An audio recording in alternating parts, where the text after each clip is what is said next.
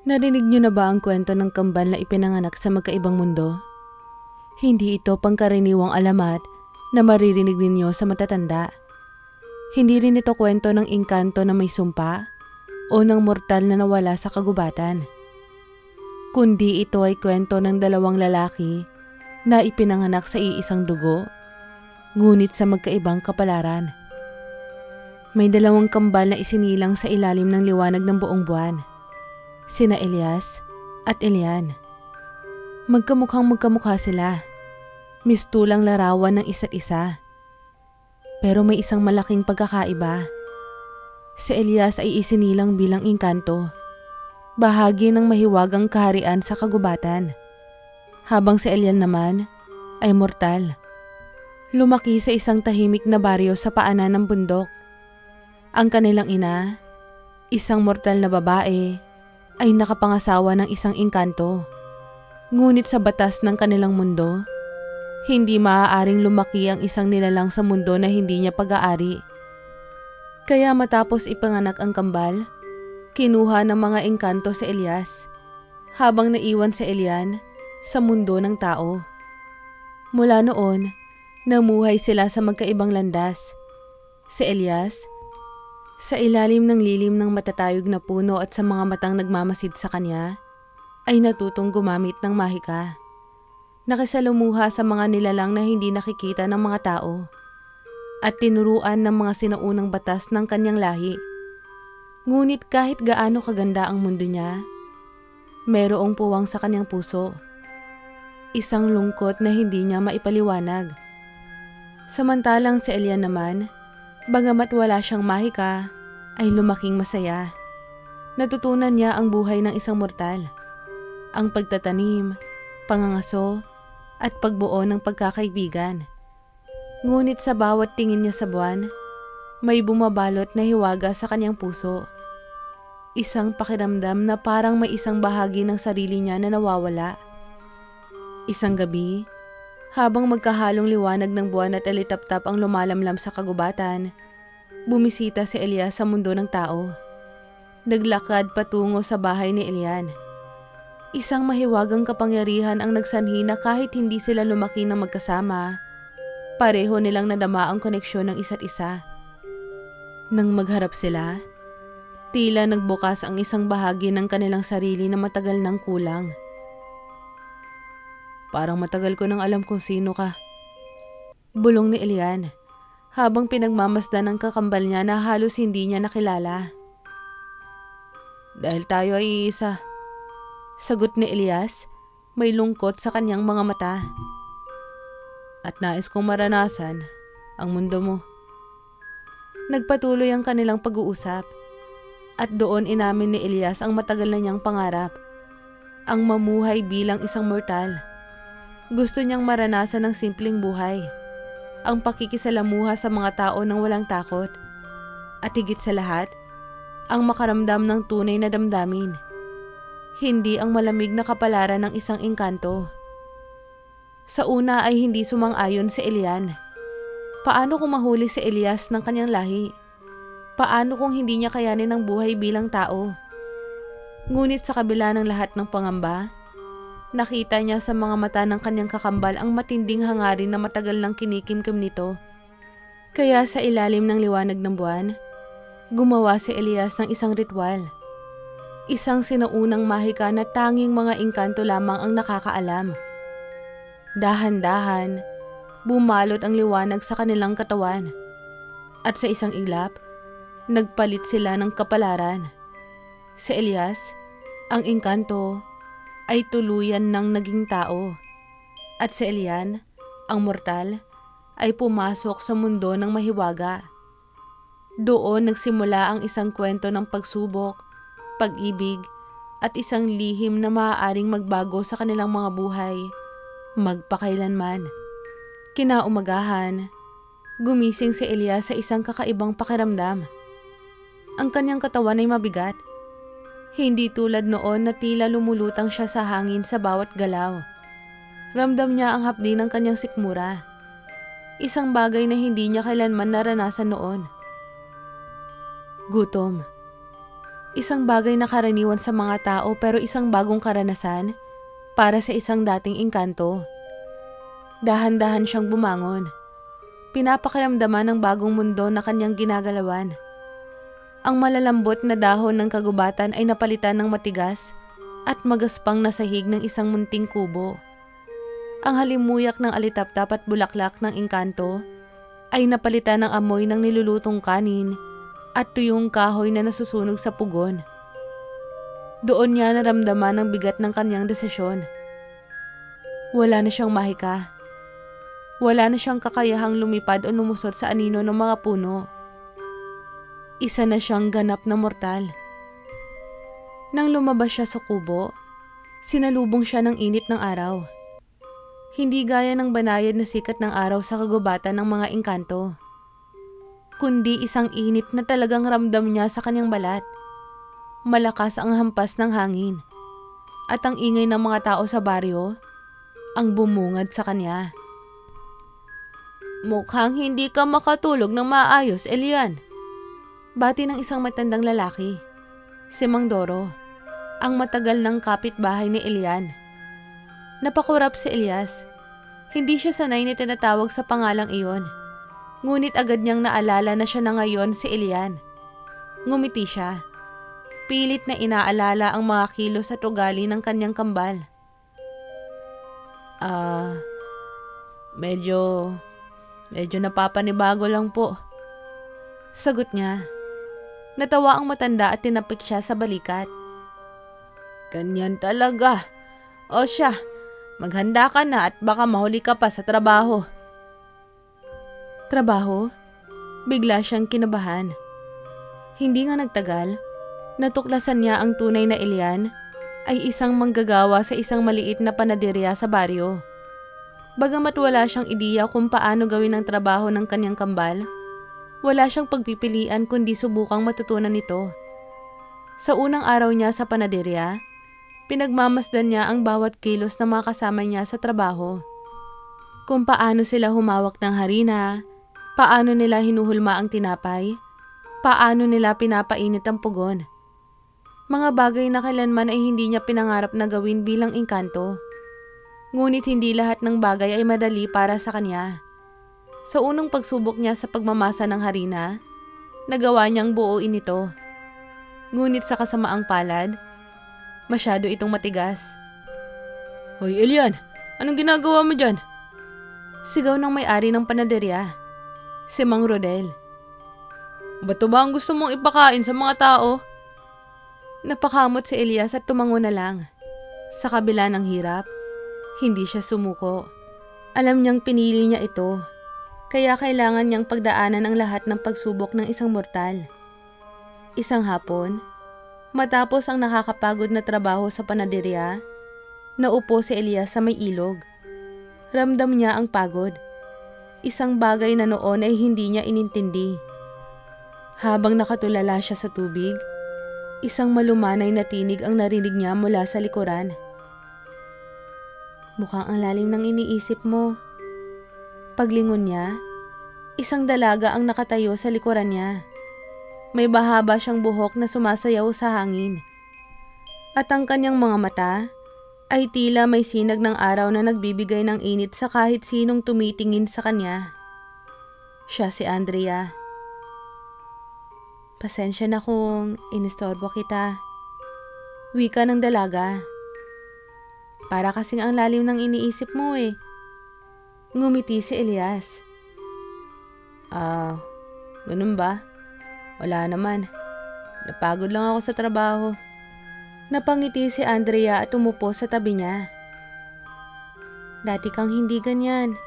Ikaw pa nga ang laging nangaasar sa akin kapag napapadaan ako rito.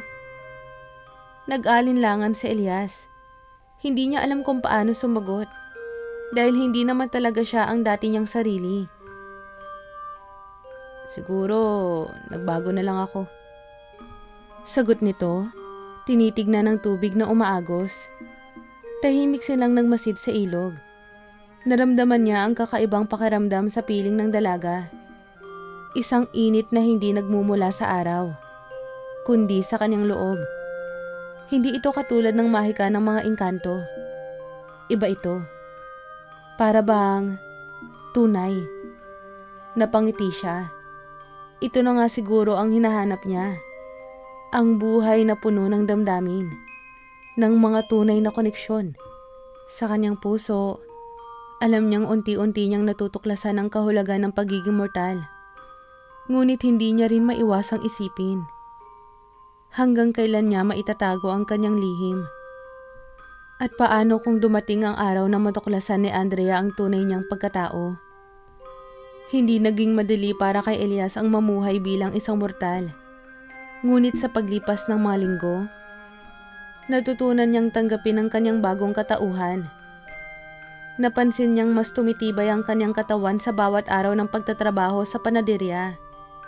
Ang dating panghihina at pagod na nararamdaman niya ay tila unti-unti niyang napaglalabanan. Pero higit sa lahat, may isang bagay siyang labis na pinahahalagahan sa kanyang bagong buhay. Ang pagkakaibigan at unti-unting lumalalim na relasyon niya kay Andrea. Si Andrea ang madalas niyang kasabay sa pag-uwi. Magaan itong kasama. Laging may bitbit na kwento. At may mga kakaibang ngiti na tila nagdadala ng liwanag sa kahit anong madilim na araw. Sa tuwing sila ay magkasama, pakiramdam ni Elias ay nagiging tunay siyang mortal.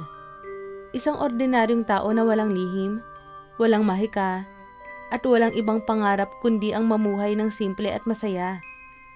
Ngunit sa kabila ng lahat ng ito, may isa pang mundo ang hindi niya maaaring kalimutan. Ang mundo ng kanyang pinagmulan. Habang si Elias ay nasasanay na sa buhay ng isang mortal, si Elian naman ay patuloy na nagtataka sa mahiwagang mundo ng mga engkanto.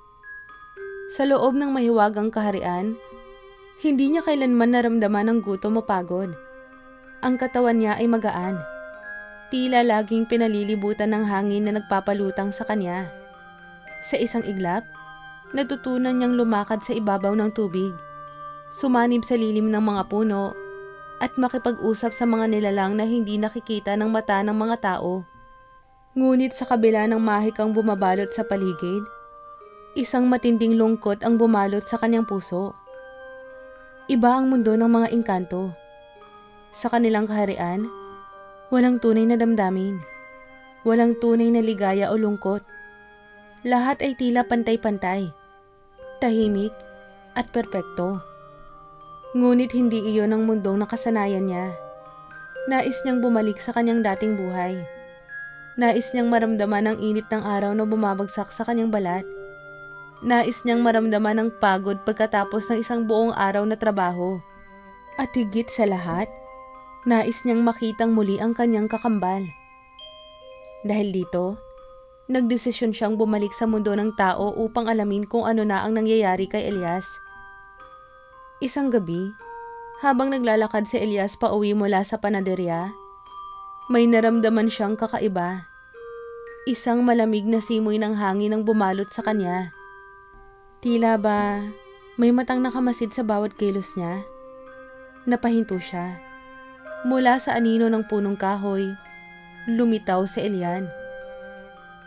Elian. Napalunok si Elias. Hindi mo kailangang magkunwari, Elias. Malamig na sagot ni Elian. Lumalapit sa kanya. Alam kong masaya ka sa mundong to. Napatitig si Elias sa kanyang kakambal. Hindi niya alam kung paano ipapaliwanag ang kanyang nararamdaman. Ngunit alam niya na hindi na siya ang dating engkanto na naghangad lamang ng karanasan sa mundo ng tao. Pasensya ka na. Mahina niyang tugon. Hindi ko alam na ganito ang mararamdaman ko. Ang akala ko, gusto ko lang maranasan ang buhay ng isang mortal. Pero ngayon, parang hindi ko na kayang iwan to.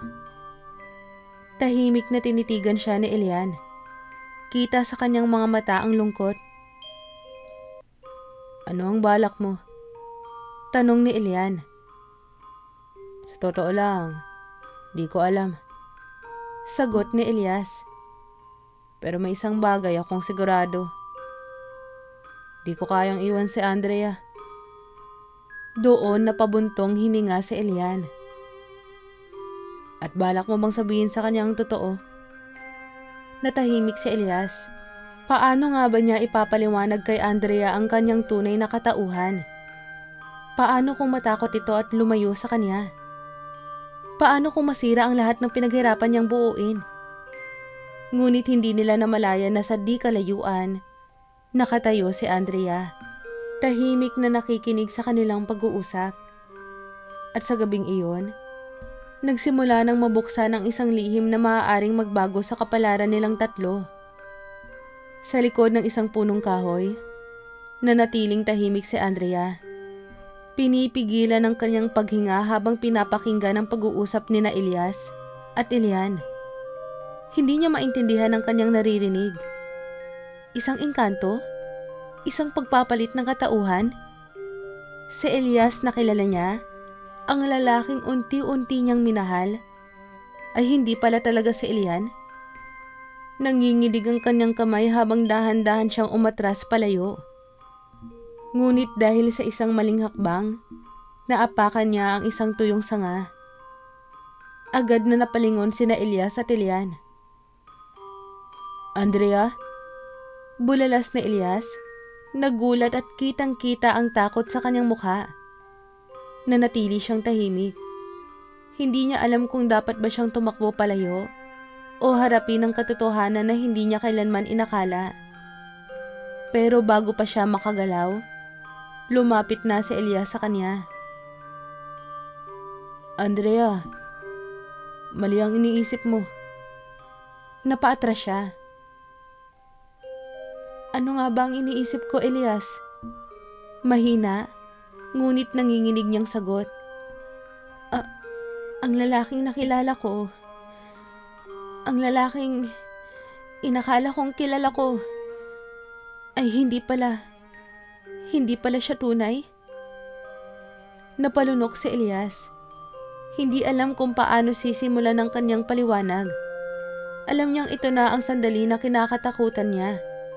Ang pagbagsak ng kanyang mundo na itinayo sa isang kasinungalingan. Engkanto. Pabulong, ngunit puno ng pagkalito ang tinig ni Andrea. Engkanto ka? Hindi ka tao? Hindi agad nakasagot si Elias. Kitang-kita niya ang lungkot at takot sa mata ng dalaga. Elian, ang tunay mong kakambal. Patuloy ni Andrea. Ngayon ay mas malinaw na ang kanyang naiintindihan. Ikaw ang engkantong pumasok sa buhay niya. At ngayon, ikaw ang nasa mundo niya. Patawad. Mahina niyang sabi. Hindi ko nais na lokohin ka, Andrea. Pero ginawa mo pa rin. Ang dalaga, hindi mapigilan ng pag-apaw ng sakit sa kanyang dibdib. Napansin niyang lumapit si Elian sa kanila. Seryoso ang mukha. Andrea, hindi ko alam kung ano ang nararamdaman mo ngayon. Pero maniwala ka. Hindi sinadya ni Elias ang lokohin ka. Ang gusto lang niya ay maranasan ang buhay ng isang mortal. Pero anong mangyayari ngayon? Tanong ni Andrea, pinipilit manatiling kalmado. Ngayon na alam ko na ang totoo, ano na ang balak mong gawin, Elias? Napayuko si Elias. Alam niyang ito na ang pinakamahirap na bahagi ng kanyang desisyon. Andrea, mahal kita. Napapikit si Andrea. Pilit nilalabanan ang emosyon. Hindi niya alam kung paano niya dapat maramdaman iyon. Totoo bang lahat ng pinagsamahan nila? O isa lamang itong bahagi ng isang panaginip na kailangang magising siya mula rito? Matagal siyang hindi nagsalita. Sa kanyang isipan, bumabalik ang bawat alaala nila ni Elias. Ang mga simpleng pag-uusap, ang mga masasayang sandali sa ilog, ang mga tingin nito na puno ng sinseridad. Kung hindi niya natuklasan ang lihim ni Elias, siguro ay nanatili siyang masaya. Ngunit hindi iyon ang realidad ngayon. Andrea, muling bulong ni Elias. Umaasa na may paraan pa upang maitama ang lahat. Ngunit bago pa makasagot si Andrea, biglang lumakas ang ihip ng hangin. Sa isang ilap, bumukas ang isang mahiwagang liwanag sa kanilang harapan. Mula rito, lumabas ang isang matandang engkanto. Ang pinuno ng kaharian ni Elias. Ang kanyang puting balabal ay kumikislap sa ilalim ng liwanag ng buwan. At ang kanyang mga mata ay punong-puno ng kapangyarihan. Elias! Malamig, ngunit mabigat ang kanyang tinig. Panahon na upang bumalik ka sa mundo mo. Nanlamig si Elias. Hindi, sagot niya. Mahigpit na tinignan ng matandang engkanto. Di ko kayang iwan ang mundong to. Hindi mo naiintindihan, Elias. Sagot ng pinuno. Ang iyong katawan ay humihina. Ang iyong kaluluwa ay hindi nilikha para sa mundo ng mga tao. Kung hindi ka babalik ngayon, tuluyan kang mawawala. Nanlaki ang mga mata ni Andrea. Ano pong ibig mong sabihin? Tanong niya, lumingon kay Elias. Napayuko ang engkanto. Dahan-dahan akong naglalaho. Unti-unti akong nawawala ng kakayahan na manatili bilang mortal. Natahimik si Andrea. Hindi alam kung ano ang mararamdaman. Ito na ba ang katapusan nila? Hindi. Hindi niya papayagan yon. Nanginginig ang boses niya nang magsalita. Kung aalis ka, Elias, hindi mo na ba ako babalikan? Tumingin si Elias sa kanya. Puno ng sakit ang kanyang mga mata. Kung may paraan lang, Andrea. Kung may paraan lang na manatili ako rito nang hindi naglalaho. Pipiliin ko yun. Kahit anong mangyari. Napangiti ng bahagya ang matandang engkanto. Tila may bagong naisip. Kung iyan ang totoo mong nais, Elias, may isang paraan. Napatingin silang lahat sa kanya. Ano po yun? Agad na tanong ni Andrea. Ang matanda ay tumingin kay Elias. Mabigat ang tingin. Ngunit sa paraang ito, kailangan talikuran ni Elias ang kanyang pagkaengkanto at hindi na siya kailanman makababalik sa mundo namin. Napabuntong hininga si Elias. Yan ang pinapangarap ko, noon pa. Sagot niya, walang pag-aalinlangan. Ngunit bago pa man makapagsalita muli ang matanda, lumingon si Andrea kay Elias. Hawak ang kanyang kamay. Sigurado ka ba? Tanong niya. Ngumiti si Elias. Isang ngiti na puno ng pagmamahal.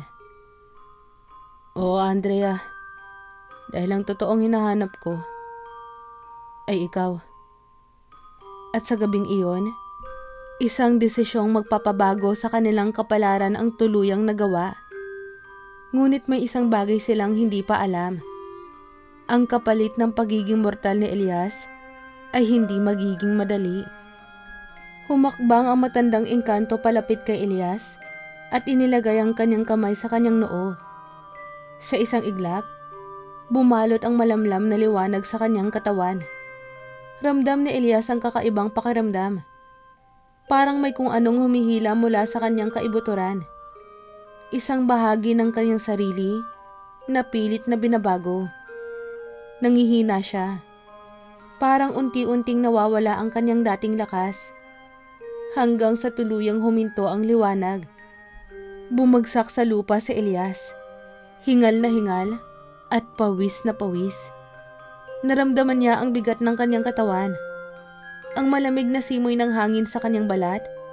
Ang kabog ng kanyang puso na ngayon ay tila mas malakas kesa sa dati. Ngunit higit sa lahat, wala na ang anumang bakas ng mahika sa kanyang katawan. Hindi na siya isang engkanto. Isa na siyang ganap na mortal. Nagmamadaling lumapit si Andrea at niyakap si Elias. "Okay ka lang ba?" Tanong niya, puno ng pag-aalala. Ngumiti si Elias, kahit nangihina pa rin. "Oo, at ngayon, hindi na ako mawawala sa piling mo." Napangiti si Andrea, ngunit hindi niya napigilang tumulo ang luha niya. Isang yakap na puno ng emosyon ang sumunod. Yakap ng pangakong hindi na muling magkakahiwalay. Ang matandang engkanto ay tumango. "Nagtagumpay ang ritual. Ngunit tandaan mo, Elias, hindi mo na matatawid ang aming mundo. Ang nakaraan mong buhay ay bahagi na lamang ng isang alaala." Tumango si Elias at hindi na siya lumingon pa. Sa gilid naman, tahimik na nakamasid si Elian. Ang tunay na mortal na ngayon ay bahagi na ng mundo ng mga engkanto. Sa kabila ng lahat, nakaramdam siya ng kapayapaan. Alam niyang ginawa nila ang tamang desisyon. "Paalam, kapatid."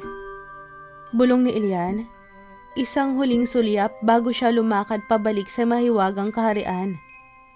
At sa sandaling iyon, tuluyang nagsara ang ugnayan ni na Elias at ng mundo ng mga engkanto. Ngunit sa kabila ng bagong simula, hindi pa tapos ang kanilang pagsubok. Kinabukasan, habang magkasama sina Elias at Andrea sa tabi ng ilog, isang grupo ng mga matatandang taga-baryo ang lumapit sa kanila. "Elian," tawag ng isang matandang babae. "May balita kami tungkol sa iyo." Napakurap si Elias. Hindi siya sanay na tawagin sa pangalang iyon. Ngunit kinailangan niyang manatili sa katauhang iniwan sa kanya ng kanyang kambal. "Ano po yun?" tanong niya, nagtatakang lumapit. Tumingin sa kanya ang isang matandang lalaki na halata ang puno ng pag-aalinlangan. "May kakaiba sa iyo nitong mga nakaraang linggo. Parang hindi ka na ang dating ikaw." Kinabahan si Andrea. Alam niyang totoo ay hindi nila nahahalata ang pagpapalit ng katauhan ni na Elias at Elian. Pero alam niya na nararamdaman nila na may pagbabago. Ngunit bago pa sila makasagot, biglang nagdilim ang langit.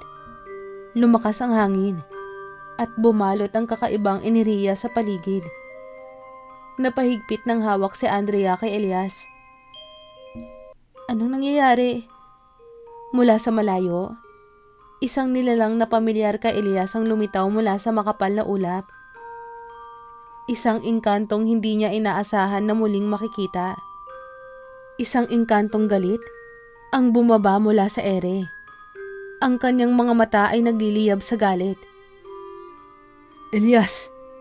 sigaw ng nilalang. "Pinagtagsilan mo ang ating lahi. Hindi ka maaaring manatili sa mundo ng mga tao." Nagkatinginan sina Elias at Andrea. At sa sandaling iyon, napagtanto nila na ang kanilang laban ay hindi pa tapos. Tumindig ang hangin. Bumalot ang matinding enerhiya sa paligid. At ang presensya ng engkantong lumitaw ay nagdulot ng takot sa mga taga-baryo. Nagsimula silang magbulungan at nag-uurong sulong kung lalapit ba o lalayo kay Elias at Andrea. Si Elias, na ngayon ay isang ganap ng mortal, ay naramdaman ang bigat ng sitwasyon. Wala na siyang mahika. Wala na siyang kapangyarihang maaaring ipagtanggol sa sarili. Ngunit ang mas pinangangambahan niya ay ang maaaring gawin ng engkantong ito kay Andrea at sa iba pang inosenteng tao. "Elias!" Malamig at puno ng otoridad ang boses ng engkanto. "Ikaw ay tumalikod sa ating lahi. Iniwan mo ang pagiging engkanto upang maging isang hamak na mortal. Ngunit hindi mo maaaring takasan ang iyong kapalaran. Ipinagbabawal ang isang tulad mo na mamuhay sa mundo ng mga tao." Mahigpit na hinawakan ni Andrea ang kamay ni Elias. Hindi siya papayag na basta nalang kunin ito sa kanya. "Ano ang gusto mong gawin?" sagot ni Elias. Matatag ang kanyang boses sa kabila ng kabang bumabalot sa kanya. Talikuran mo ang babaeng yan at bumalik ka sa amin. Sagot ng engkanto.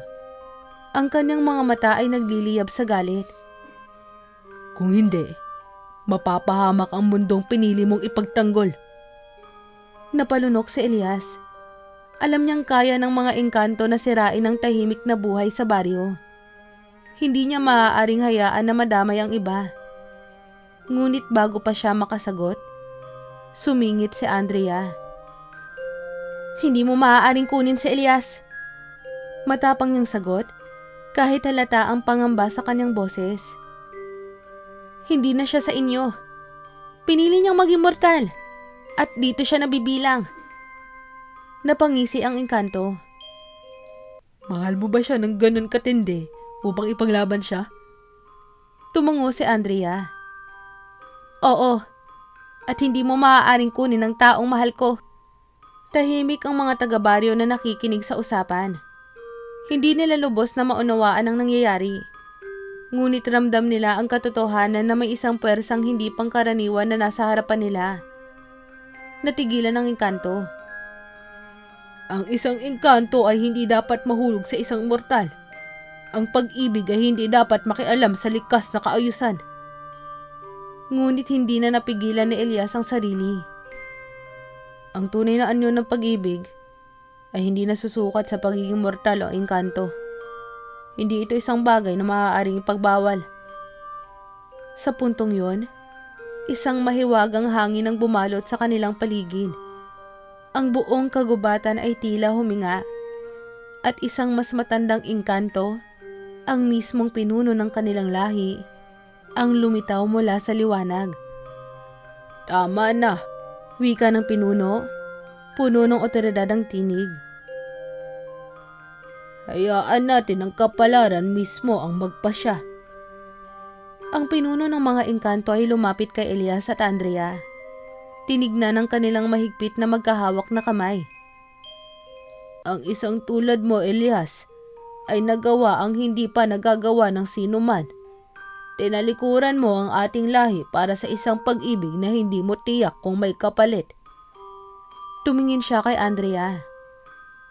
At ikaw, isang mortal, ay handang ipaglaban ang isang taong hindi mo lubos na nauunawaan. Tahimik lang silang nakinig. Hindi nila alam kung ano ang hatol ang ibibigay sa kanila. At pagkatapos ng ilang saglit na katahimikan, ngumiti ang matandang engkanto. Ang tunay na anyo ng pag-ibig ay hindi mahika, kundi ang kakayahang magdesisyon ng may kalayaan. Si Elias ay nagdesisyon, kaya't hayaan natin siyang mamuhay sa mundong pinili niya. Napabuntong hininga si Elias. Hindi niya inakala na sa kabila ng lahat ng nangyari, makakalaya pa rin siya sa anino ng kanyang nakaraan. Ang engkantong dumating upang bawiin siya ay nagprotesta. Ngunit isang tingin lang mula sa pinuno ay agad itong natahimik. Tapos na ang usapan, wika ng matandang engkanto. Mabuhay ka bilang isang mortal, Elias. Ngunit tandaan mo, hindi mo kailanman matatawid ang aming mundo dahil ikaw ay isa ng ganap na tao. Dahan-dahang bumalot ang liwanag sa paligid at nang maglaho ito, ay kasama ang mga engkanto. Tahimik ang lahat ng mga taga-baryo. Hindi makapaniwala sa kanilang nasaksihan. Ngunit ang mas mahalaga kay Elias at Andrea ay ang katotohanan na wala ng anumang puwersang pipigil sa kanila. Niyakap ni Andrea si Elias ng mahigpit.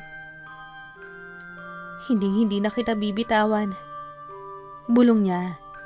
Ngumiti si Elias at hinaplos ang kanyang mukha.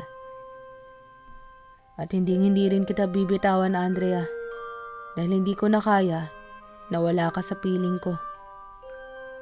Sa mga sumunod na taon, namuhay sina Elias at Andrea ng payapa. Pinagpatuloy ni Elias ang kanyang pagiging manggagawa sa panaderya. Ngunit sa tulong ni Andrea, Nagbukas sila ng sarili nilang maliit na panaderia sa baryo. Sa bawat araw na lumilipas, hindi niya kailanman pinagsisihan ang kanyang naging desisyon. Oo, nawala ang kanyang mahika. Ngunit sa bawat pagtawa, sa bawat haplos ni Andrea, at sa bawat pagsikat ng araw, natagpuan niya ang isang bagay na higit pa sa anumang kapangyarihan.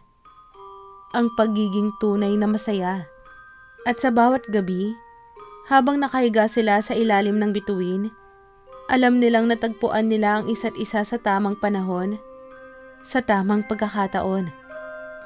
Isang engkanto na naging mortal, at isang mortal na minahal siya ng buo. Ito ang tunay na anyo ng pag-ibig. Isang mahikang hindi kailanman maaaring sirain ng kahit anong batas o hangganan. Kamusta po kayo? Muli, maraming salamat po sa pagsubaybay. Huwag niyo po sanang kalilimutang mag-like at mag-subscribe. Hello po sa mga subscribers ko at welcome po sa mga bago kong subscribers. Kamusta po kayo? Sana po ay nasa maayos kayong kalagayan. Have a nice day po sa inyong lahat. Hanggang sa muli!